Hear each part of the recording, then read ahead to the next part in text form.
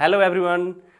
तो कैसे हैं आप लोग? आई होप कि आप लोग बहुत अच्छे होंगे। और आज हम फिर से एक शुरुआत करते हैं डाइपोल सीरीज में।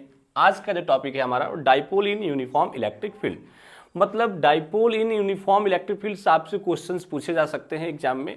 अगर मैं बात करूं इलेक्ट्रिक फील्ड की, तो इलेक्ट्रिक फील्ड मतलब डाइपोल दो तरीके से इलेक्ट्रिक फील्ड में रह सकता है, एक यूनिफॉर्म और एक नॉन यूनिफॉर्म। ठीक है, नॉन यूनिफॉर्म इलेक्ट्रिक फील्ड में जब रखा जाएगा उसके लिए हम सेकेंड वीडियो में डिस्कस करेंगे कि डाइपोल किस तरीके से बिहेव करेगा जब नॉन यूनिफॉर्म इलेक्ट्रिक फील्ड होगा।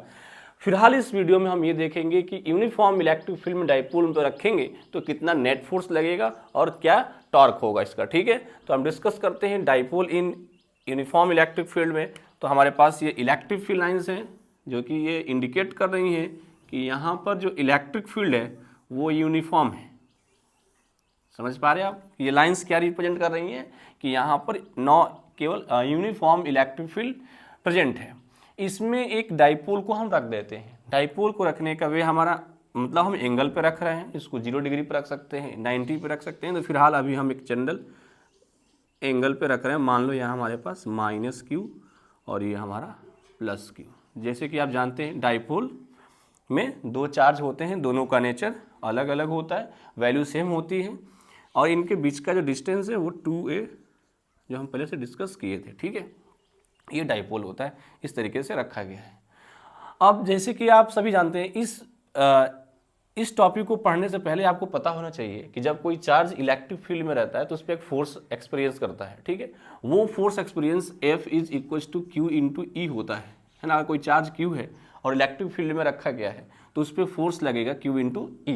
ठीक है, मतलब ये जो फोर्स होता है इन द डायरेक्शन, अगर कोई पॉजिटिव चार्ज है तो in the direction of electric field लगेगा। मतलब पॉजिटिव चार्ज किधर जाएगा? In the direction of electric field. और नेगेटिव चार्ज होगा वो in the opposite direction of electric field move करेगा। ये बात आपको पता है तो ये बिल्कुल आप इजीली तरीके से निकाल सकते हैं कि कितना फोर्स लगेगा एक डाइपोल पर जब उसको यूनिफॉर्म इलेक्ट्रिक फील्ड में रखा जाएगा। ठीक है, तो हम बात करते हैं, चलो इस चार्ज की बात करते हैं। यहाँ पर इलेक्ट्रिक फील्ड है तो इस पर ये पॉजिटिव चार्ज है, तो पॉजिटिव चार्ज पर किधर फोर्स लगेगा? In the direction of electric field. और कितना लगेगा? वैल्यू अभी लिखे थे Q × E। तो मान लो ये हमारे पास फोर्स लगा Q × E। ठीक है, in the direction of electric field. अगर मैं बात करूँ नेगेटिव चार्ज पर तो इसका फोर्स कैसे लगेगा? In the opposite direction of electric field, है ना। इलेक्ट्रिक फील्ड इस डायरेक्शन में है तो फोर्स किधर लगेगा? इस डायरेक्शन में लगेगा। अगर आप इस दोनों फोर्स को देखिए, दोनों फोर्स का वैल्यू क्या है? सेम है। फोर्स का वैल्यू क्या है? सेम है, लेकिन डायरेक्शन क्या है?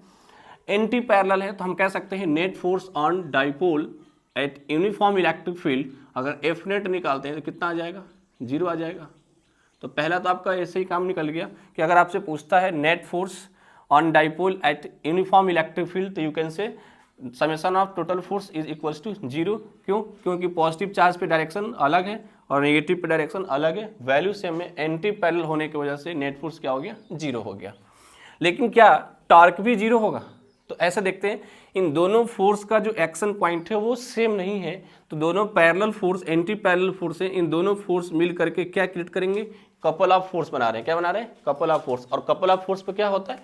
टॉर्क जनरेट होता है ना। इसका मतलब कि अगर हम किसी डाइपोल को यूनिफॉर्म इलेक्ट्रिक फील्ड में किसी एंगल पे रखते हैं तो वहां पर क्या होगा? टॉर्क जनरेट होगा। और टॉर्क क्या होगा उसको हम निकाल लेते हैं। टॉर्क कैसे निकालेंगे? तो हम यहाँ पे इस तरीके से लाइन को मिलाते हैं। अगर ये एंगल थीटा है तो ये भी क्या होगा? थीटा, कॉरेस्पॉन्डिंग एंगल से, है ना। अगर ये पूरा लाइन 2a है तो ये क्या हो जाएगा? 2a cos theta. और ये क्या हो जाएगा? 2a sin theta. होगा कि नहीं होगा?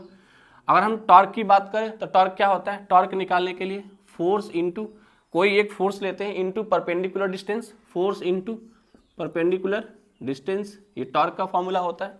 फोर्स का फॉर्मूला क्या है? Q × E। कोई एक फोर्स का लेंगे तो फोर्स का फॉर्मूला हो जाएगा Q × E। और R परपेंडिकुलर कितना हो गया? 2a sin थीटा, है कि नहीं? 2a sin theta. तो अगर हम बात करें Q × 2a को एक साथ रखते हैं इंटू E sin थीटा। अब बताओ, हम पहले पढ़ चुके हैं Q × 2a क्या होता है? डाइपोल मोमेंट होता है ना। तो हम टॉर्क का फॉर्मूला आ जाएगा P E sin थीटा। अब P E sin थीटा में आप देखो, P भी vector quantity, E vector quantity. तो अगर इन दोनों में sin थीटा लगा हुआ है तो ये क्या है? ये क्या है?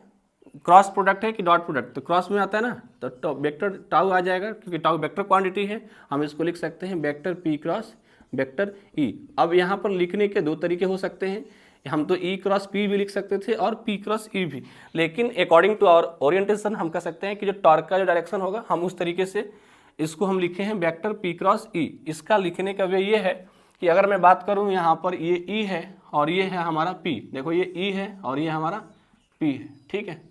अगर इस तरीके से फोर्स लग रहा है तो क्लियर है कि ये क्लॉकवाइज घूम रहा होगा, क्लॉकवाइज। तो क्लॉकवाइज में हम देखेंगे तो हमारे पास अगर पी से ई तब चलें तो हमारा कहाँ आ रहा है, इनसाइड में वेक्टर आ रहा है ना, तो क्लॉकवाइज में कहाँ आना चाहिए, इनसाइड में। अगर हम ई से पी को चलते तो कहाँ आता, आउटसाइड आता, जो एंटी क्लॉकवाइज को रिप्रेजेंट करता, जो कि गलत है। तो इसीलिए हम क्या लेते हैं, पी क्रॉस ई। तो vector tau is equal to vector p cross e, हमारा टॉर्क निकल के आया, ठीक है।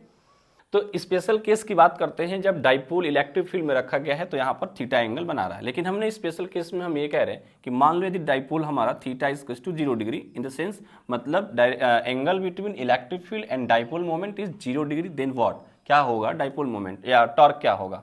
तो अगर हम थीटा इज इक्वल टू 0 लेंगे तो पहली बात तो क्लियर है कि फोर्स तो 0 होने वाला है पूरे केस में, है ना, क्योंकि अगर ये यूनिफॉर्म इलेक्ट्रिक फील्ड है तो फोर्स क्या होने वाला है, पूरे केस में 0 होने वाला है। लेकिन टॉर्क की बात करेंगे तो टॉर्क निकालेंगे कैसे, पी ई साइन थीटा से, पी ई साइन थीटा से, और यहाँ पर साइन 0 का वैल्यू कितना होता है, 0, तो टॉर्क भी क्या आ जाएगा, 0। तो समेशन ऑफ टॉर्क भी यहाँ पर 0 हो गया, कब, जब थीटा इक्वल टू 0 डिग्री हुआ। तो अब इस केस में देखिए क्या हुआ, जहाँ पर नेट फोर्स भी 0 होता है और नेट टॉर्क भी 0 होता है, वो हमारा इक्विलिब्रियम पॉइंट होता है ना, इक्विलिब्रियम होता है। अब यहाँ पर ये चेक करना है कि ये स्टेबल इक्विलिब्रियम है कि अनस्टेबल इक्विलिब्रियम है, दो केस होते हैं। तो हम बात करें यहाँ पर, आप देखो ये जो रोटेशन है, रोटेशन ये चाह रहा है कि हम इन द डाइपोल मोमेंट को in the direction of electric field में अलाइनमेंट कर दें, है ना। क्या चाह रहा है, ये इससे घुमा करके ये चाह रहा है कि हम इसको in the direction of electric field में कर दें। लेकिन जैसे ही थीटा 0 डिग्री होगा, डाइपोल मोमेंट और इलेक्ट्रिक फील्ड दोनों एक डायरेक्शन में हो जाएंगे। तो इसका मतलब ये खुद चाह भी रहा है कि हम उसी कंडीशन में आए और हमारा जो फोर्स है वो भी उस डायरेक्शन में लेकर के आ रहा है। तो हम ये कह सकते हैं कि यहाँ पर जो अगर जब चीज़ें बार बार वहीं पर लौट करके आती हैं तो हम क्या कहते हैं, स्टेबल इक्विलिब्रियम कहते हैं। तो ये केस जब theta is equal to 0 degree है, किसमें किसके बीच में, पी एंड ई, पी और ई क्या है, डाइपोल मोमेंट और इलेक्ट्रिक फील्ड के बीच में अगर थीटा 0 डिग्री है तो यहाँ पर टॉर्क भी 0 होगा, फोर्स भी 0 होगा, और इसे हम बोलेंगे स्टेबल इक्विलिब्रियम, ठीक है, स्टेबल इक्विलिब्रियम बोलेंगे, ठीक है। अब बात आती है केस 2, जब थीटा क्या हो, थीटा हो मान लो 180 डिग्री, मतलब इसको हम कहते हैं एंटी पैरेलल, ये पैरेलल हो गया और ये एंटी पैरेलल, ठीक है। पी और ई दोनों क्या है आपस में, एंटी पैरेलल हैं, पी और ई आपस में एंटी पैरेलल। तो 180 डिग्री है, इसका मतलब कि पूरा रोटेट कर दिए 180 डिग्री, इसमें हमें वर्क करना पड़ेगा। तो यहाँ पर साइन 180 रखेंगे तो टॉर्क का वैल्यू कितना आ जाएगा, साइन 180 का वैल्यू कितना होता है, वो भी 0 होगा। तो यहाँ भी समेशन ऑफ फोर्स 0 होगा और समेशन ऑफ टॉर्क भी 0 होगा। लेकिन इस केस में हमारा इलेक्ट्रिक फील्ड और डाइपोल दोनों कितने डिग्री पर होगा, 180 डिग्री पे। तो वो क्या चाहेंगे कि हम कहाँ पे आ जाएं, हम फिर उन्हें घूम करके आना चाहेंगे अपने स्टेबल इक्विलिब्रियम में। तो यहाँ भी टॉर्क 0 फोर्स 0 है, लेकिन ये कौन सा इक्विलिब्रियम है, अनस्टेबल इक्विलिब्रियम, क्योंकि यहाँ से ये लोग भागना चाहेंगे, आएंगे अपने direct in the direction of electric field में आना चाहेगा डाइपोल मोमेंट। तो ये हो गया हमारे पास अनस्टेबल इक्विलिब्रियम। तीसरा केस ले लेते हैं, जब क्या होगा, जब थीटा क्या हो, 90 डिग्री हो, मतलब डाइपोल मोमेंट और इलेक्ट्रिक फील्ड के बीच में जब एंगल 90 डिग्री बनेगा, उस केस में हमारा टॉर्क क्या होगा। तो टॉर्क जैसे साइन 90 रखेंगे तो हम जानते हैं कि जो मैक्सिमम एंगल जो साइन का वैल्यू होता है वो साइन 90 पर होता है। तो इस केस में जो टाउ हो जाएगा वो क्या हो जाएगा, मैक्स हो जाएगा। टाउ क्या हो जाएगा, मैक्सिमम हो जाएगा, कितना हो जाएगा, पी इंटू ई, ये मैक्सिमम टॉर्क है, ठीक है। इस केस में टॉर्क जो होगा वो मैक्सिमम लगेगा, लेकिन समेशन ऑफ फोर्स यहाँ भी क्या होगा, नेट फोर्स कितना हो जाएगा, 0 ही होगा, ठीक है। तो ये केस 3 हो गए हमारे पास डाइपोल मोमेंट के। नेक्स्ट वीडियो में हम लोग डिस्कस करेंगे क्या होगा जब इसी डाइपोल को नॉन यूनिफॉर्म इलेक्ट्रिक फील्ड में रखा जाएगा। तो